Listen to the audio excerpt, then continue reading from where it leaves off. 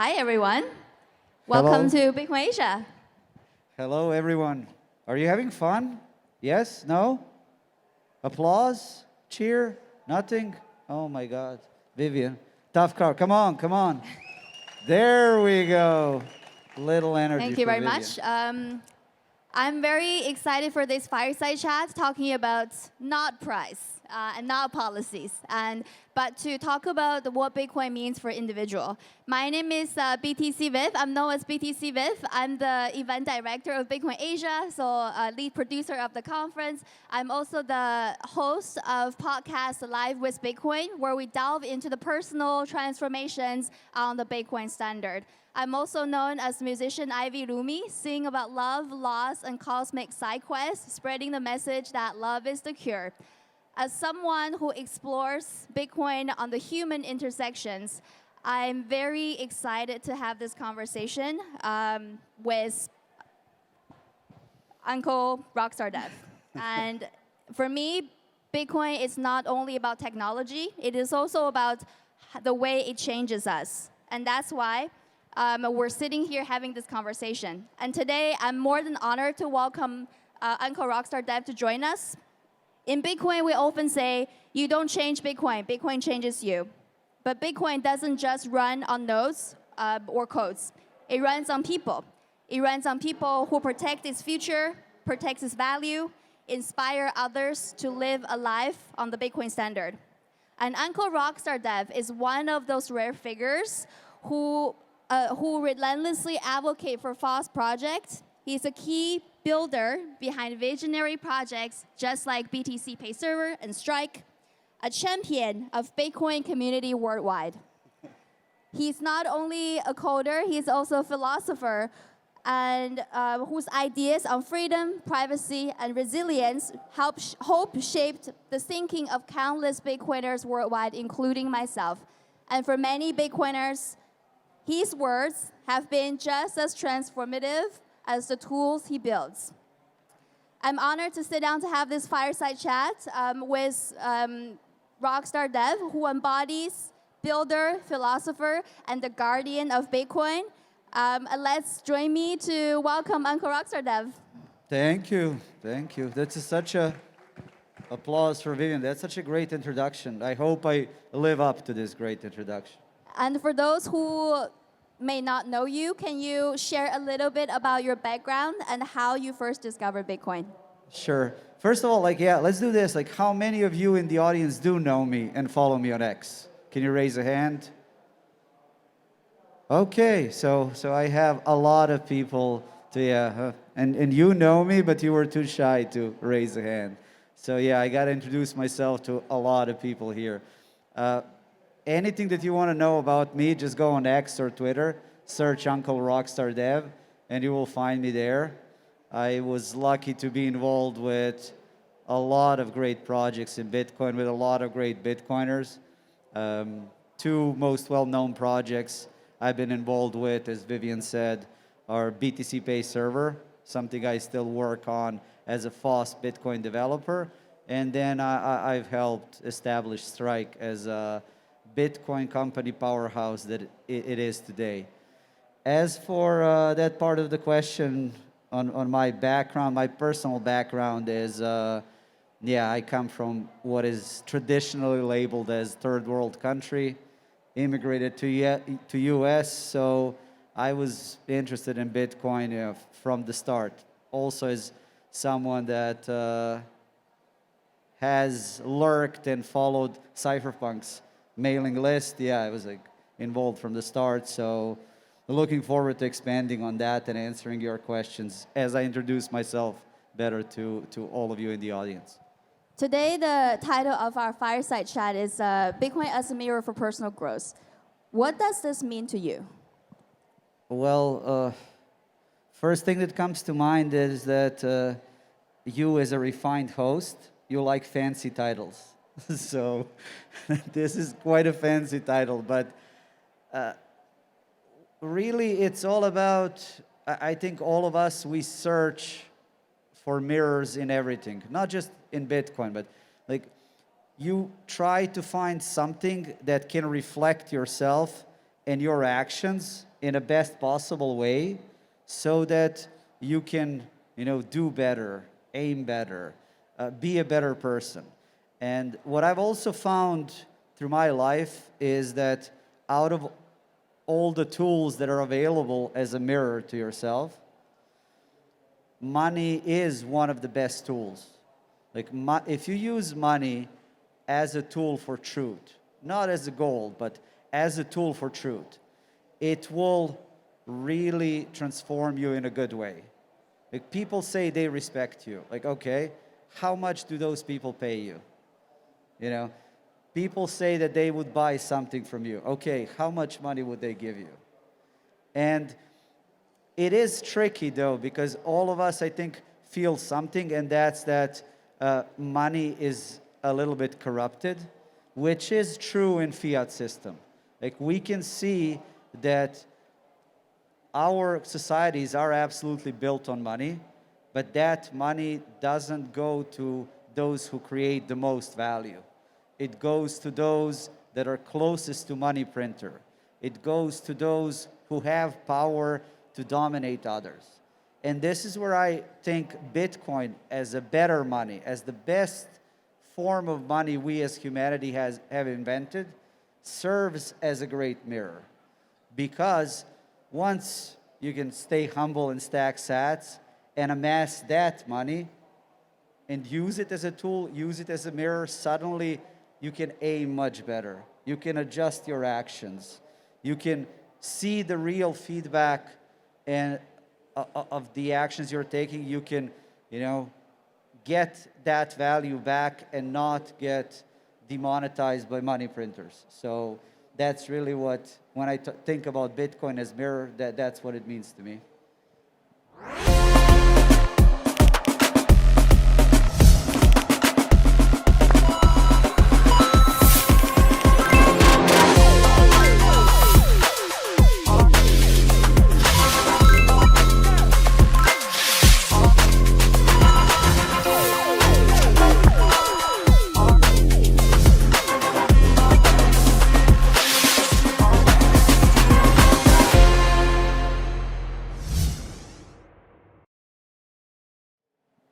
And how and why does engaging Bitcoin forces us to reflect on our own habits, assumption, and limitations? Why and what do you think Bitcoin has that power? Like, what's so special about it to intrigue us and inspire us to go into these directions of finding ourselves?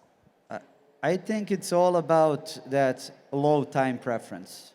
And the problem with fiat money is you get that money, you know that tomorrow it will be worth less. So you got to spend it. You got to invest it. You got to think about, okay, what are the actions that I'm going to do right now? It forces you into kind of wrong mindset. The best tools, as I was talking about tools that you can use as a mirror to adjust yourself, like the best tools are those that also give you peace. And as you hopefully amass Bitcoin and use it as a money in your own life, once you switch to Bitcoin standard, the more Bitcoin you have, really the more peace you will have. And the more you will be in position to plan for the future, to not be forced to act just for sake of it, just for like some kind of short-term gain. Which is, again, what this high-velocity trash economy of fiat societies forces us. Like we're all forced to run those rat races, treadmill, just to stay on the top. Like people working 2, 3, 4 jobs.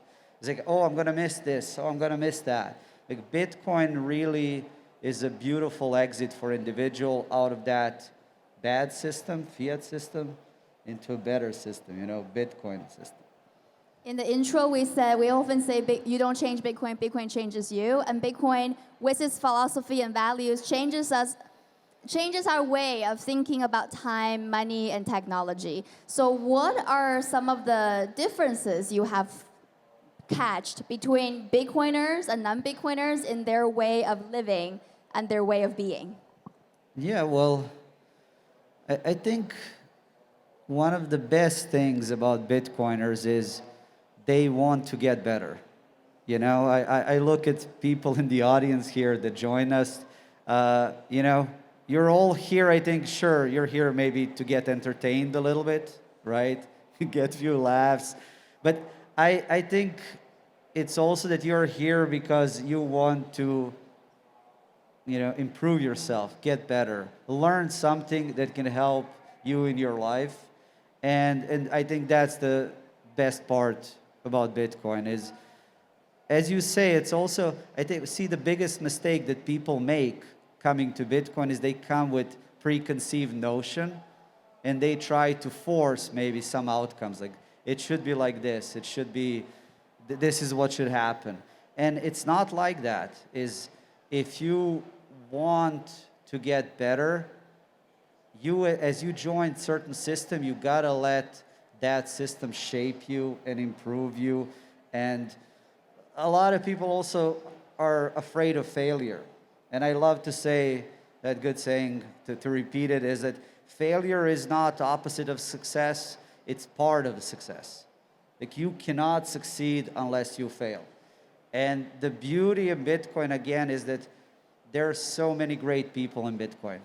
And as you fail, unlike in Fiat system where if you fail, like, there will be a bunch of people around you who will jump on and try to capitalize on your failure.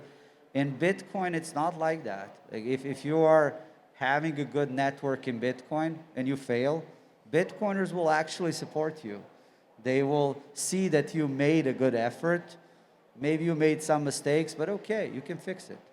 So yeah, that's my favorite thing when it comes to Bitcoin. Are you saying that Bitcoiners are allowed to make mistakes? We understand that mistakes is part of the process of growth, I guess. Yes, that's exactly what I'm saying. And it's not that you are supposed to be perfect. It's just that you should aim for perfection. And then it depends on you as an individual, but also it depends a lot on the system you're part of. Like, I would never have as much success as I'm having now if I stayed outside of US. One of the biggest reasons why I immigrated to US is because that's where money is printed. The biggest export of US is not culture, it's not services, it's inflation. The US is living on money printer and ability to export that inflation that they create outside, you know, around the world. So, like, yeah, it's my work, it's everybody, but it's also where I'm at. And then BTC Pay servers strike, BTC Inc. as advisor to the conference. I'm successful because I'm part of those teams. And that's actually something I would recommend to people, you know, like, don't aim for perfection, maybe aim for more perfect environments that can nurture you. Well said, well said. And in Bitcoin space, it's full of diverging voices. And there's so many arguments that are going completely different places. And it's just like when we're living our daily lives and we get told different things by different people, by different groups, and we get restricted in different roles. So personally, what have you learned about navigating disagreements while keeping things collaborative and then keeping yourself centered in that process? And the theme of the conference, we say signal over noise. So how do you, as a Bitcoiner and an individual, can tell what's signal and what's signal and what's noise, and keep yourself centered in the process? No, that's again beauty of Bitcoin as a better system is, like, you as a part of Bitcoin, as that system, it's like it makes it into a single player game. All you need to, in Bitcoin, look at is whether you have more Bitcoin today than you had yesterday. Like, in Fiat system, it's multiplayer. You depend on whether this person is gonna do something, whether that person is gonna do something. In Bitcoin, it's single player. All you need to do is focus on yourself, on your own proof of work. It's kind of like miners do the hashing, you know? So focus on yourself, focus on your work, on your contributions, and everything else will fall into place. Like, you do not need to change anyone. You don't need to listen to your ego and fight other people and change them, force them to do something. Like, all you need to do is pay attention to yourself. What is it that you're bringing to the table? What is it that you're contributing? And again, everything else falls into place. And as Bitcoiners, we won't talk about price, but we'll deal with price as Bitcoiners on a daily basis, especially if you're in the space long enough. So how do you personally navigate through the rapid changes of your networks? And is there a healthy way Bitcoiners can deal with this, especially if they're in the space long enough? No, you don't. You don't. From my perspective, you don't. It's just, if you find yourself paying attention to price, like, oh, it's going up, now you feel euphoric. Oh, it's going down, what have you done? You made a mistake, you need to rethink your life. Like, if you're focused on that, that means you're too invested, and you should maybe find someone in Bitcoin, a friend, with whom you can talk about it. And if you still can't find peace, then sell, disinvest. Be less invested. Be invested at the level where you can really focus on your contributions to Bitcoin rather than maybe some expectations. You're going to invest in Bitcoin and that's going to retire you. Because I do think with Bitcoin now we're at the stage where maybe, you can't look at it that in 10 years you're going to be rich, but the risk is also way less. So you definitely can be retired. But again, for me, that doesn't matter much. And if you're thinking about it, like, disinvest. For sure, and it's I guess there's a beauty of not taking things too seriously, not only in Bitcoin. Last question, we have, let's do it rapid fire. For someone who's new to Bitcoin, is there one thing or two things that you'd recommend, either a habit or a mindset that you think will really beneficial for personal growth rather than Bitcoin just being a speculation? Absolutely. Like, I would encourage all of you, maybe you already did it, but for those of you that haven't, find a voice in Bitcoin. Find a Bitcoiner that really speaks to you. Maybe for a lot of people, it's not me. They can't relate with Mask, with Bitcoin developer. They're like, oh, I can never code like you, Rockstar. So that's fine. Maybe you more like Michael Saylor, or you like Simon Garovich, Dylan Leclerc. Like, just find who is that Bitcoiner that speaks to you, and then, emulate that in a good way. Like, tailor your contributions to be more like that person. And the beauty of Bitcoin is that it is so diverse. There are so many different voices. So you can find a voice that speaks to you and then emulate that. And at the end, some people will get to the point where it's not a voice, it's not a person. Okay, there is an idea. Follow that idea. Don't be like, oh, someone else needs to make it happen. You make it happen. And if you do that, like, as someone that has done it, like, it brings you to great places, like this fireside. So yeah, you're gonna have tons of fun. Thank you so much, Uncle. Honored to have this fireside chat. And our last call to action from this fireside is to invite everyone to think about how can you leverage Bitcoin as a tool, not only for financial freedom, but also for personal growth, more happiness, more freedom, and more peace. And thank you very much. I hope you have a great time at Bitcoin Asia. Thank you. Thank you all.